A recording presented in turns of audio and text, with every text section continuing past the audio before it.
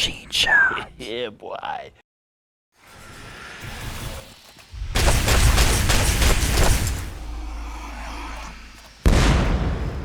Recently, I posted a video ranking all of Outward's skill trees. In this video, I showed off some footage of a build I like to call the Boom build. I made this build some time ago, but never ended up making a guide for it. This was a huge mistake, because after replaying it the other day, I have really been holding out on you guys. And for that, I apologize. Here is everything you need to create the Boom build and explode your way to victory. Let's start off with equipment. The first thing you need is Gep's Blade. I have a guide on my channel about how to get this. I'll try to link it down below in the description as well. But this sword is what causes those ethereal blasts. It's the fastest one-handed sword in the game, has decent impact, and has really good ethereal damage from those blasts. I chose to enchant it with Mole Pig's Eye in Caldera to give it additional ethereal damage. This enchantment is not necessary like any Caldera enchantment, but it is very nice. Next, we go with the Fabulous Palladium Shield because, again, it is my favorite shield. This is going to inflict elemental vulnerability, weakening any enemy to elemental damage by 25%. So, this sword is going to deal 25% more damage to everything in the game after you use Shield Charge, which is great. I also added Guided Arm to this shield, which will add +2 protection and barrier, giving us more defense. Now, unfortunately, the Tenebrous Helm is our helm for this build, and it looks stupid. It's one of the worst looking helmets in the game, but we need it because it has a variety of stats that we love. The enchantment is going to be Order and Discipline. This is going to add 10% movement speed and 10% lightning damage bonus. We're not getting much out of that lightning damage bonus, but the movement speed is what we really want for this. This is a very fast build on top of being a very high damage build.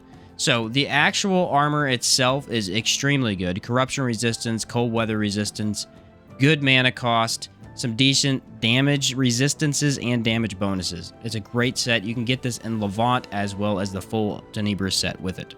We're also going to grab Runic Armor, which you can buy from the Blacksmith in Berg, and this thing is insane. Loads of good resistances, really good impact resistance, great damage bonuses. Unfortunately, it's going to have -10 hot weather defense. It's not going to matter too much, though, because we're going to be so fast that it doesn't come into play often. So I also enchanted this with Chaos and Creativity to give us a 10% damage to decay bonus and a 10% damage, or a 10% movement speed. Now, the reason we have the decay damage bonus on this is because this set together has an okay decay damage bonus, 30%. And the Horror Shield is going to be our backup because it inflicts extreme poison on one shield charge. It's very strong. If you have any enemy that is weak to decay, you're going to switch to this and destroy them in seconds. The boots are the same as the helmet, pretty much, as the Tenebrous boots. These are one of the best looking boots in the game. Very good. They are great. I also enchanted this one with Speed and Efficiency to give us +7% movement speed and -5% cooldown reduction. Altogether, we gain some extra ethereal damage, some extra decay damage, which we'll be using with both our Horror Shield and our Gep's Blade, and we gain some really decent resistances and movement speed. Now, for our skill trees, we're going to want the Mercenary skill tree in Levant, which gives us Marathoner for some less consumption of our stamina while running and extra movement speed. Very good for that. Great. Also grants us the Shield Infusion, which I have in my E slot. This is one of the most powerful abilities you're going to get for your shield. It's very strong. Now, we're also going to want to take Rune Sage, which grants us more mana, and also grants us the runes, which make us more powerful, able to drop a trap, able to heal whenever we want to, get more defense. You will need to take Internalized Lexicon, however. I know I've said before not to take that, but in the instance here where we're using a shield, we don't want to be swapping off of a shield mid-combat. So, take Internalized Lexicon so that you can use runes mid-combat and keep your shield on. Now, the funny thing is, for this build, I actually took Spellblade's Awakening, which is the Kazite skill tree, Kazite Spellblade.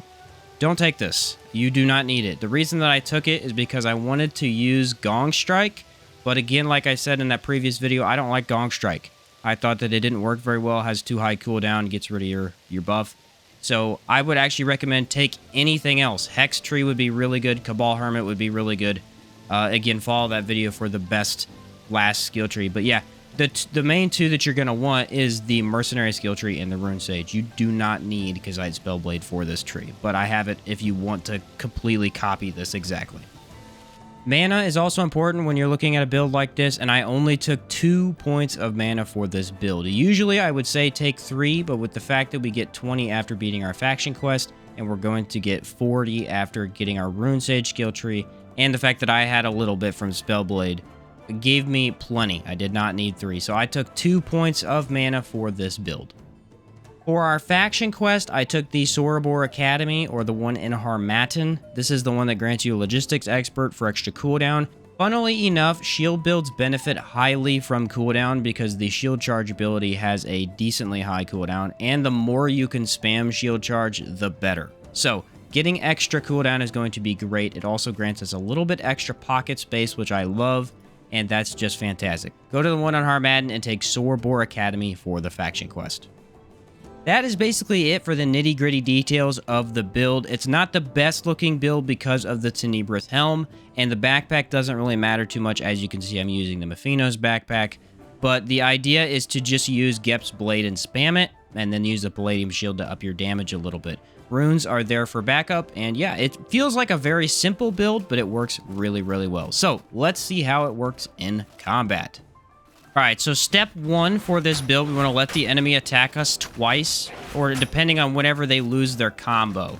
So wait for the enemy to lose their combo attack, use shield charge to inflict their elemental vulnerability, attack, and just keep attacking. At this point, we'll be doing so much damage that nothing could stand in our way. If you want something a little bit more fun, you can block and wait a second and then activate technique. Yeah, it absolutely blasts stuff. Now, you can see already that my shield charge came back. That's the cooldown kicking in, and that's why I like it so much. Now, for this one, I know that there's a sword golem up here. Sorry if you don't like this smoke here. I'm going to place down a trap and better prepare myself. Now, I'm going to run up. Weaken him with elemental vulnerability, so my trap actually deals more damage. Run away. Stand here and block.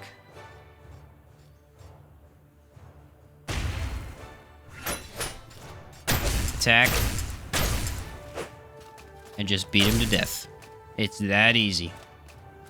Now, the tricky part comes in here where we have to face a more powerful golem. I am going to drop my backpack for this one. We may need to dodge. I'm going to run in here like this. Wait for it. Shield infuse. Oh, you did the wrong ability. Okay, that's fine. Brace.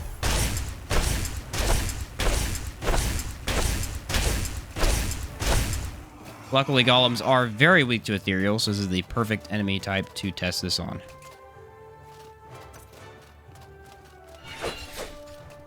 Looks like the sword golem came after me, but I don't care because Gep's Blade is broken. One thing you will need to worry about with this build is if Gep's Blade actually does weaken you to ethereal damage. So against Ancient Dwellers, you want to take it off and use something like the Sky Crown Mace, which I have in my pocket just in case. So if you're going up against Ancient Dwellers, switch to this, or Ghosts as well. But other than that, Gep's Blade all the way, baby. The last thing that I want to show you with this build is that Gep's Blade has that blast, and this will actually allow you to attack enemies who are blocking. So let's see if I can check that out against a Kazite enemy. Let's see if he'll block. There you go. He blocked all of my attacks, and I still killed him.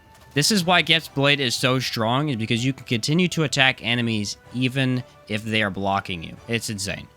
And of course, we need to try this against a gargoyle, one of the most annoying enemies to face in Outward. So you can check out in the bottom left of my corner screen. You have very few buffs, no damage buffs. Let's see how much we actually do to this guy.